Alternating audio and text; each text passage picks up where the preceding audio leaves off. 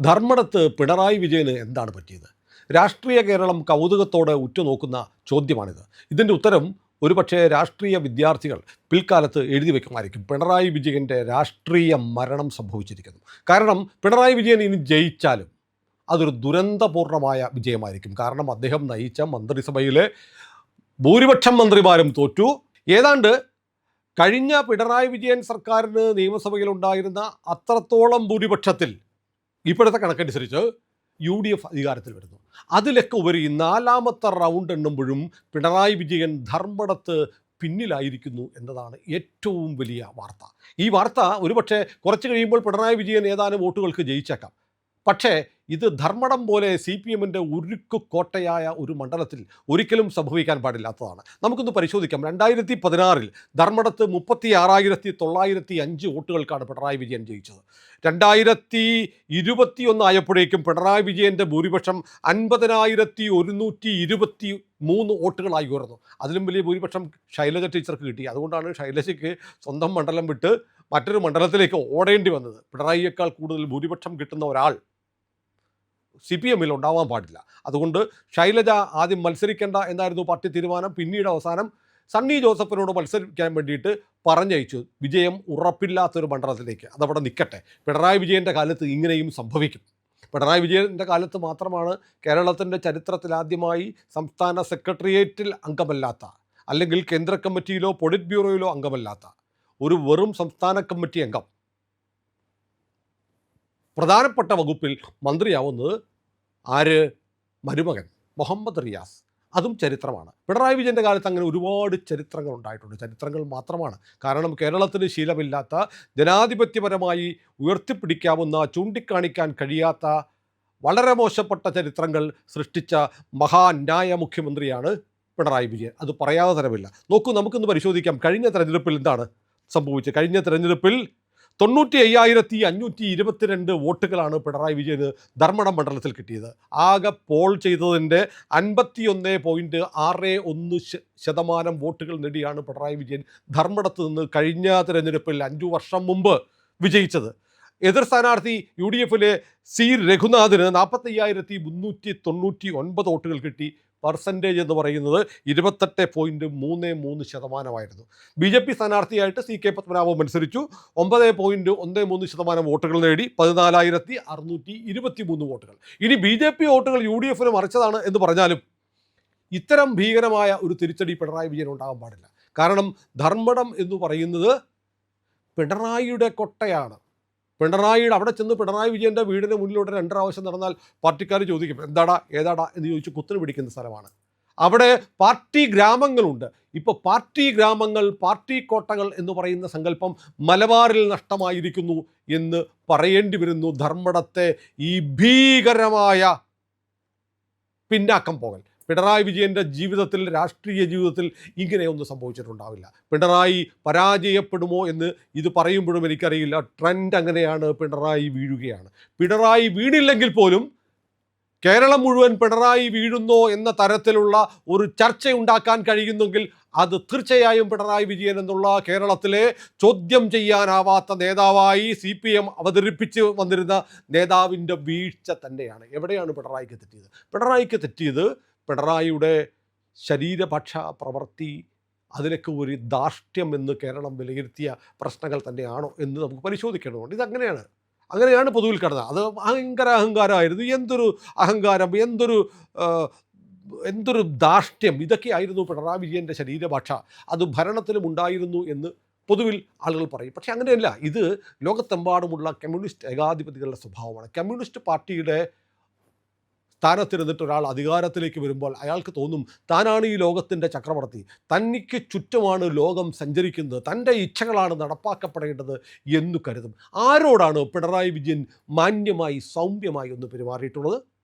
കേരളത്തിൻ്റെ മുന്നിൽ അത്തരമൊരു ചിത്രമില്ല. പിണറായി വിജയൻ ഈ സമീപകാലത്ത് തെരഞ്ഞെടുപ്പ് കഴിഞ്ഞതിന് ശേഷം ഒരു കുട്ടി ബൊക്ക കൊടുത്തപ്പോൾ അടുത്ത് ചേർത്ത് നിൽക്കുന്ന ഒരു ചിത്രം നമ്മൾ കണ്ടു. എന്നിട്ട് ആ പൂവ് കുട്ടിക്ക് തിരിച്ചു കൊടുത്തത്രേ. അത് വാർത്തയായിരുന്നു.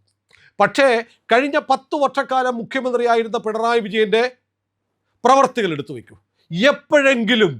എപ്പോഴെങ്കിലും പിണറായി വിജയൻ്റെ ഭാഗത്ത് നിന്ന് പൊതുസമൂഹത്തിന് അംഗീകരിക്കാവുന്ന തരത്തിലുള്ള പ്രവൃത്തി ഉണ്ടായോ? സംസാരിക്കുന്ന സമയത്ത് മൈക്കൊന്ന് ഹൗള് ചെയ്താൽ മൈക്കുകാരനെയും മൈക്ക് സെറ്റിനെയും കസ്റ്റഡിയിൽ എടുക്കുന്ന കേരളം കണ്ടിട്ടുണ്ട്. വഴിയേ പോകുന്ന ആൾ, പൊതിച്ചോറുമായി പോകുന്ന ഒരു മനുഷ്യൻ കറുത്ത വസ്ത്രം ധരിച്ചു എന്ന പേരിൽ അയാളെ പിടിച്ചുകൊണ്ടു പോകുന്നത് കണ്ടിട്ടുണ്ട്. രാത്രിയിൽ വീട്ടിൽ കിടന്നുറങ്ങുന്നവരെ പിണറായി വിജയന്റെ പോലീസ് കതക് ഭേദിച്ച് മാധ്യമപ്രവർത്തകർ ഉൾപ്പെടെയുള്ളവരെ പിടിച്ചുകൊണ്ടു പോകുന്നത് കണ്ടിട്ടുണ്ട്.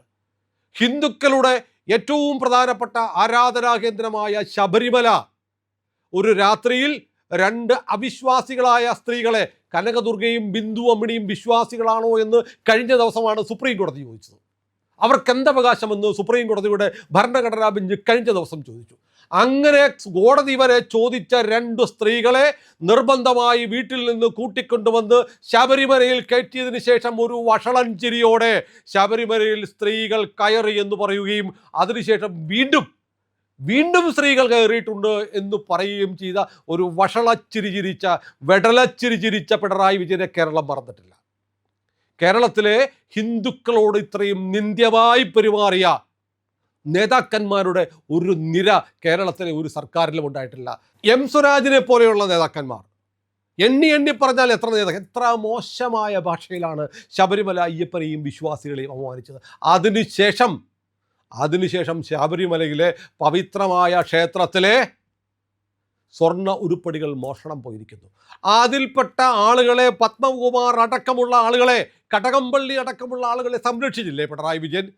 ആ പ്രതികളെല്ലാം ജാമ്യം കിട്ടി പുറത്തു വരുന്ന തരത്തിൽ കുറ്റപത്രം കൊടുക്കാതെ അവരെ രക്ഷിച്ചില്ലേ? കേരളത്തിലെ ക്ഷേത്ര ദംശനങ്ങൾ നടത്തിയില്ലേ പിണറായി വിജയൻ?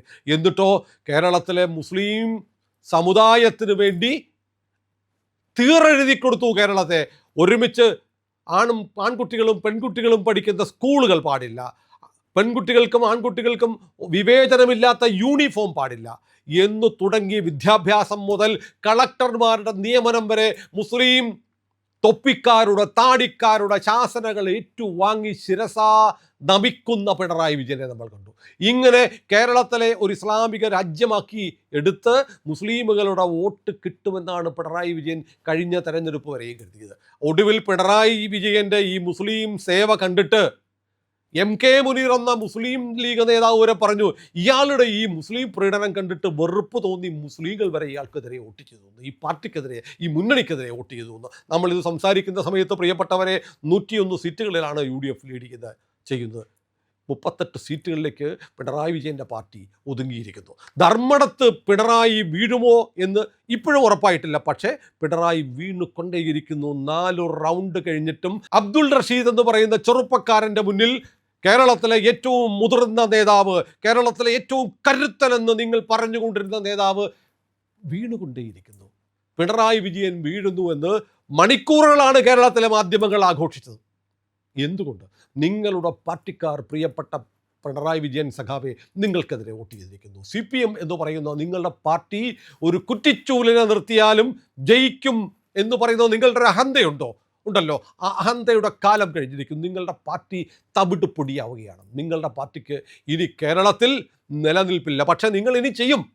നിങ്ങൾ ഇനി അടുത്ത ആഴ്ച മുതൽ തെരുവിലിറങ്ങുകയാണ്. DYFI കുരങ്ങന്മാരെ രംഗത്തിറക്കും, CIT-ക്കാരെ ഇറക്കും. കേരളത്തിലെ ജനങ്ങൾക്ക് ജീവിക്കാൻ പറ്റാത്തൊരു സാഹചര്യം ഉണ്ടാകും. അതുകൂടിയാകുമ്പോൾ നിങ്ങളുടെ പാർട്ടിയുടെ അന്ത്യകൂദാശ, ശവപ്പെട്ടിയിലെ അവസാനത്താണി കൂടി ജനങ്ങളടിക്കും. ബംഗാൾ പോലെ, ത്രിപുര പോലെ കേരളത്തെ മാറ്റിയെടുത്ത് കേരളത്തിലെ പാർട്ടിയെ നശിപ്പിച്ച ഗോർബച്ചേവായി പിണറായി വിജയനെ കാലത്തും അറിയപ്പെടും. ഇത് കേരളവും മാറുന്നു എന്നതിൻ്റെ സൂചനയാണ്.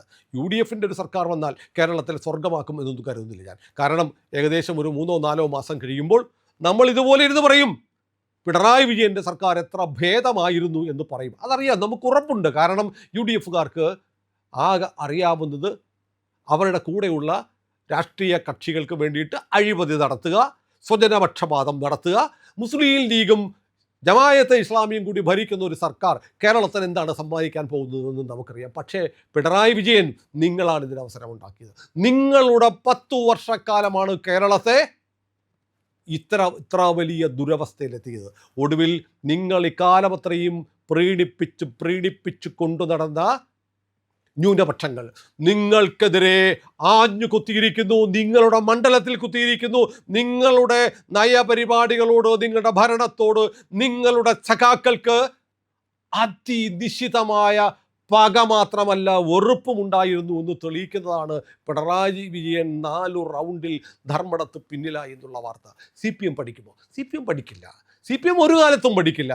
ആ MV ഗോവിന്ദൻ്റെയൊക്കെ ശരീരഭാഷ കാണാം. എന്തൊരു അഹങ്കാരമാണ് ഈ മനുഷ്യന്മാർക്ക്. അഹങ്കാരിയല്ലാത്ത മനുഷ്യന്മാരോട്, സാധാരണ മനുഷ്യന്മാരോട് സൗമ്യമായി ഇടപെടുന്ന ഒരു കമ്മ്യൂണിസ്റ്റുകാരനെ കാണിച്ചു തരാമോ?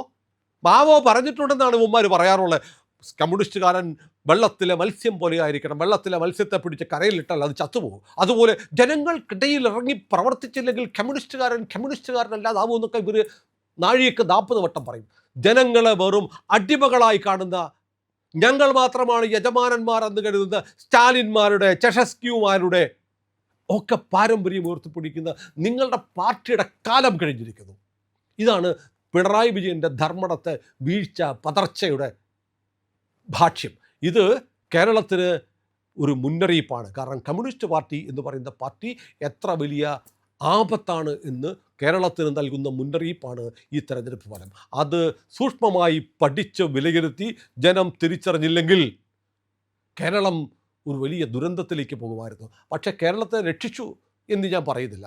കാരണം എരിതീയിൽ നിന്ന് വറചട്ടിയിലേക്കാണോ കേരളം വീഴുന്നത് എന്ന് ഇനിയുള്ള ദിവസങ്ങളിലാണ് തെളിയിക്കേണ്ടത്. ഒരുപക്ഷെ 101 സീറ്റുകളിലാണ് ഇപ്പോൾ നമ്മളിത് സംസാരിക്കുമ്പോൾ, ഇത് ഷൂട്ട് ചെയ്തുകൊണ്ടിരിക്കുമ്പോൾ UDF ലീഡ് ചെയ്യുന്നത്. 101 സീറ്റുകൾ കിട്ടിയ സതീശനോ ചെന്നിത്തലയോ KC വേണുഗോപാലോ ഞങ്ങളാണ് ഇനി എല്ലാം എന്ന് തീരുമാനിച്ച് ഇതിനേക്കാൾ മോശമായ ഭരണമാണ് നടത്തുന്നതെങ്കിൽ ചരിത്രം നിങ്ങൾക്ക് വേണ്ടിയും ഒരു വലിയ ചവറ്റുകൊട്ട കരുതി വെച്ചിട്ടുണ്ട് എന്ന് മാത്രം ഓർമ്മിപ്പിക്കാം. ഏതായാലും പുതിയ തെരഞ്ഞെടുപ്പ് വാർത്തകൾ സമ്പൂർണ്ണമായി ഫലം വന്നതിന് ശേഷം നമ്മൾ ഓരോ മണ്ഡലങ്ങളും എടുത്ത് വിശകലനം ചെയ്ത് അവിടെ എന്താണ് സംഭവിച്ചെന്നുള്ള അപ്ഡേറ്റുകളുമായി വരുന്നുണ്ട്. കാത്തിരിക്കുക, ഇന്ത്യ ലൈവിനൊപ്പം സഞ്ചരിക്കുക.